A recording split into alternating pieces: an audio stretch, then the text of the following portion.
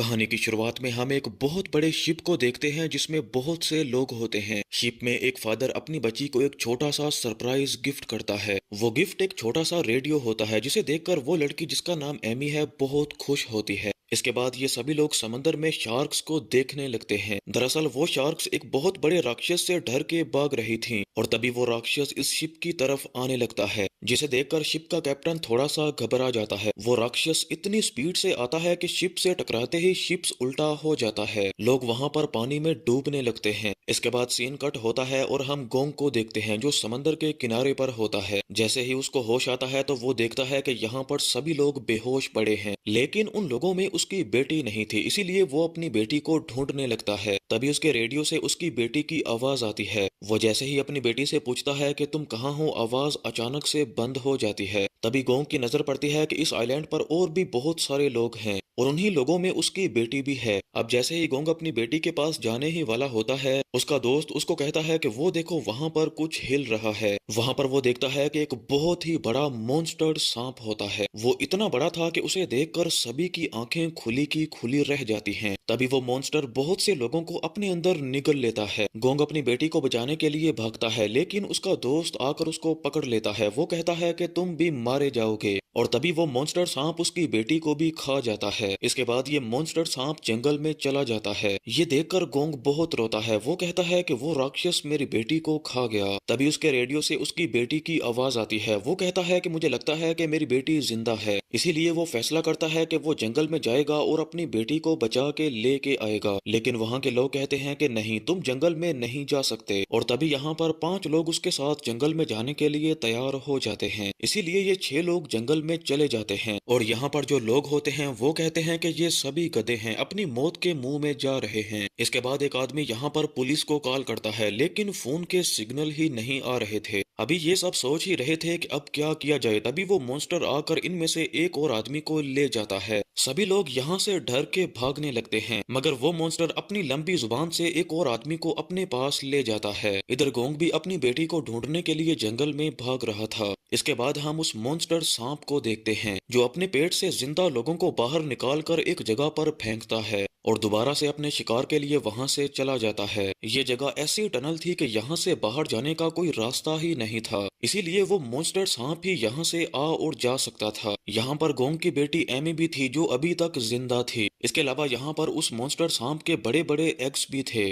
अब जैसे ही एक आदमी उन अंडों पर अपना हाथ रखने ही वाला होता है, एमी उसको कहती है कि ऐसा मत करना, वो अंडे फट जाएंगे और उनमें से उस सांप के बच्चे निकलेंगे जो हम पर हमला कर देंगे। तभी इनमें से एक आदमी उन अंडों पर एक पत्थर मारता है। वो कहता है कि अगर टाइम से पहले ही अंडे को तोड़ दिया जाए तो बच्चा अंदर ही मर जाएगा, मगर अंडे को तोड़ते ही उसमें से सांप का बच्चा बाहर आने लगता है, जिसे देखकर सबकी टांगें कांपने लगती हैं और सभी वहां पर छुप जाते हैं। वो सांप का बच्चा जैसे ही उनके पास आता है कि तभी वहां पर एक औरत के चिल्लाने की आवाज आती है जो जमीन पर पड़ी होती है, इसीलिए वो सांप सीधा उसके पास जाता है और उसको खा जाता है। दूसरी तरफ ये 6 लोग भी अभी तक जंगल में ही घूम रहे थे। यहाँ पर ये आराम कर रहे होते हैं, तभी ये एक दरख्त को काटते हैं तो उसके अंदर से ब्लैक कलर का लिक्विड निकलता है। इसी दौरान वहां पर एक आदमी सिगरेट जलाने के लिए आग लगाता है और जैसे ही वो आग उस लिक्विड तक जाती है तो यहाँ पर बहुत ही ज्यादा आग लग जाती है। इसीलिए ये बड़ी ही मुश्किल से आग तो बुझा देते हैं, मगर उस लिक्विड की स्मेल से गोंग का सर चकराने लगता है। तभी वो देखता है कि जो मेरे साथी हैं वो मुझ पर हंस रहे हैं और वो मॉन्स्टर सांप भी उसके सामने था। इसके बाद उसकी बेटी एमी उसके सामने आ जाती है। वो कहती है कि आपने मुझे उस मॉन्स्टर सांप से क्यों नहीं बचाया। तभी वही मॉन्स्टर सांप आकर उसको पकड़ लेता है कि तभी वहां पर एडम उसके ऊपर पानी फेंकता है, जिसकी वजह से उसको होश आ जाता है। तभी उसको पता चलता है कि ये सब मेरे दिमाग का वहम था। दरअसल जो ब्लैक कलर का लिक्विड था उसी में से कुछ जहरीली गैसें थीं जो उसके दिमाग में हावी हो गईं और उसको ये सब सोचने पर मजबूर किया। तभी ये दोनों देखते हैं कि उनके साथियों को पेड़ की शाखों ने पकड़ लिया है। दरअसल ये कोई आम पेड़ नहीं थे, ये भी राक्षस ही थे। अब गोंग और एडम सभी को छुड़ाते हैं और यहाँ से भागते हैं, लेकिन फिर भी उनका एक साथी मारा जाता है। इधर शिप का कैप्टन और एक आदमी आपस में झगड़ा कर रहे थे। वो कहता है कि अगर तुम अच्छे कैप्टन होते तो तुम शिप को डूबने ही नहीं देते, तुम्हारी वजह से ही आज हम सब मरने वाले हैं। तभी यहाँ पर एक लड़की सुशी आती है। वो कहती है कि आपस में लड़ना बंद करो, वरना वो मॉन्स्टर सांप हमें ही आकर मार देगा। जितना फोकस तुम दोनों आपस में बहस में लगा रहे हो, इतना ही फोकस यहाँ से भागने में लगाओ। गोंग भी अपनी बेटी से बार बार बात करने की कोशिश करता है, मगर इस जंगल में तो कोई सिग्नल ही नहीं थे। तभी एक आदमी यहाँ पर नदी से पानी पी रहा था और अचानक से उसको एक बहुत ही तेजी से आवाज सुनाई देती है। वो देखता है कि यहाँ पर सब कुछ धुंधला हो रहा है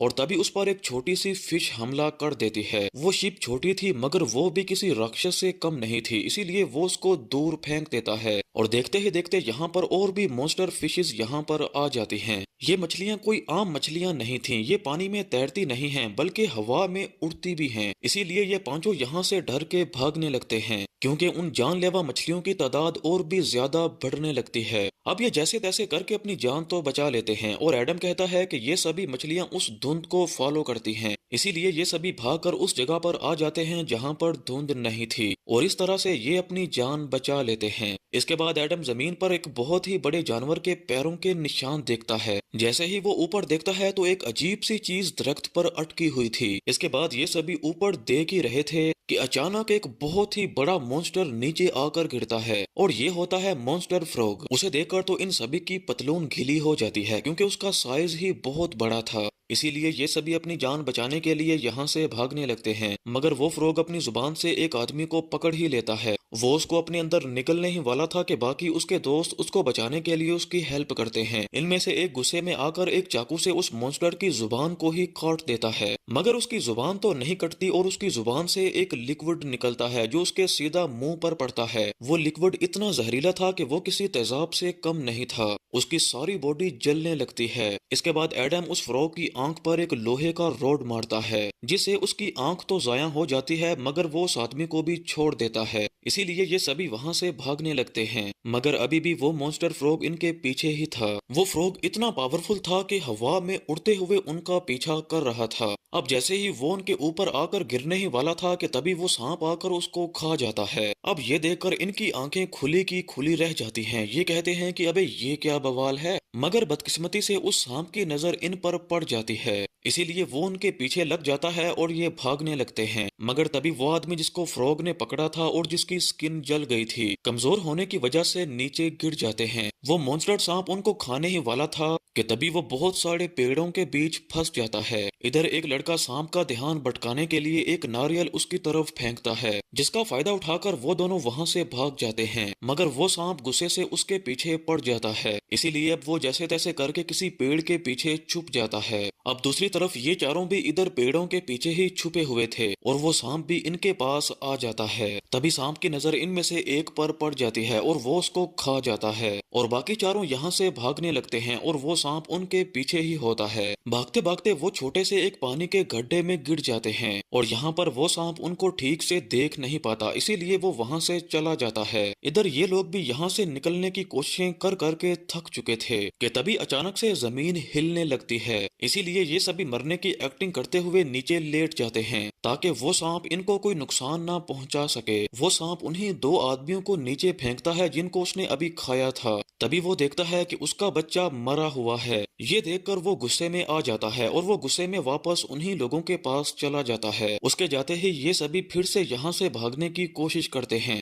मगर तभी उस सांप के बाकी अंडे भी हिलने लगते हैं। इसका मतलब है कि अब इनकी जान को और भी ज्यादा खतरा है। तभी एक अंडा टूटता है और उसमें से एक सांप बाहर आता है, जिससे डरकर ये सभी दूर भागने लगते हैं, मगर गोंग की बेटी भाग नहीं सकती, इसीलिए वो वहीं बैठी रहती है। वो सांप उसके पास आता है और वो उसके ऊपर हाथ रख देती है। वो उसको प्यार करने लगती है। दरअसल एमा ने उस शिप में एक बुक में पढ़ा था कि जब सांप का बच्चा पैदा होता है और उसको अपनी मॉम ना मिले तो जो कोई भी उसके सामने होता है वो उसे ही अपनी माँ मान लेता है। इसीलिए वो सांप का बच्चा उसको अपनी मॉम समझ रहा था और उसको कुछ नहीं कहता। इसके बाद वो सांप का बच्चा फौरन एक आदमी को अपने काबू में करके मार देता है। इधर ये आदमी भी जैसे तैसे करके बाहर आ ही जाता है, मगर अपने साथियों को नहीं बचाता और अकेला ही भागने लगता है। इधर ये चारों भी एक अजीब से घर के सामने आ जाते हैं जहाँ पर आसपास कोई नहीं होता। अंदर जाकर वो देखते हैं कि ये कोई घर नहीं है बल्कि ये कोई साइंस लैब है। यहाँ पर अजीब अजीब तरह के एक्सपेरिमेंट हुआ करते थे और ये सालों पहले तबाह हो चुका है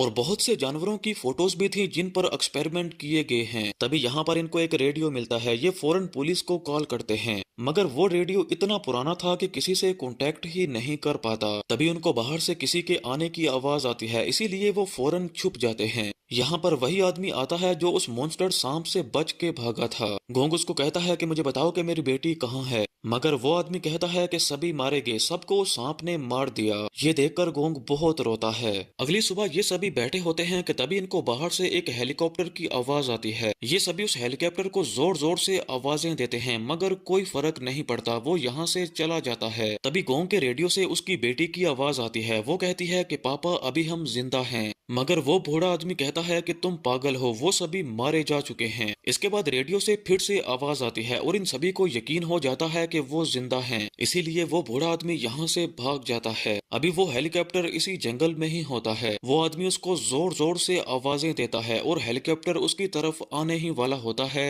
कि तभी वो मॉन्स्टर सांप आकर उसको निगल जाता है। इधर गोंग अपनी बेटी से पूछता है कि मुझे बताओ कि तुम लोग हो कहाँ पर। तो सुशी कहती है कि हम लोग एक अजीब से गड्ढे में हैं और ये गड्ढा बहुत ही ज्यादा बड़ा है। गोंग कहता है कि मुझे बताओ कि क्या वहाँ से कोई आवाज आ रही है। तो सुशी कहती है कि हाँ, यहाँ से पानी के गिरने की आवाजें आती हैं। अब जैसे तैसे करके गोंग अपनी बेटी को ढूंढने की कोशिश करता है। इधर उन सभी अंडों से वो सांप बाहर आ जाते हैं और इन पर हमला करने ही वाले होते हैं, मगर तभी वो सांप जो गोंग की बेटी को अपनी मॉम समझ रहा था वो उनको बचा लेता है। इधर गोंग अपनी बेटी को जोर जोर से बुला रहा था। उसकी बेटी उसकी आवाज सुन लेती है और कहती है कि पापा हम लोग इधर हैं। गोंग यहाँ पर एक पेड़ की शाख को नीचे फेंकता है, जिसको पकड़कर वो ऊपर आने लगते हैं, मगर तभी एक और खतरा सामने आ जाता है। वो मॉन्स्टर सांप गोंग के बिल्कुल सामने था और बहुत गुस्से में था। तभी एडम एंट्री मारता है और वो जल्दी से उस सांप की आंख पर जोर से कुल्हाड़ी मारता है, जिससे वो दर्द से तड़पने लगता है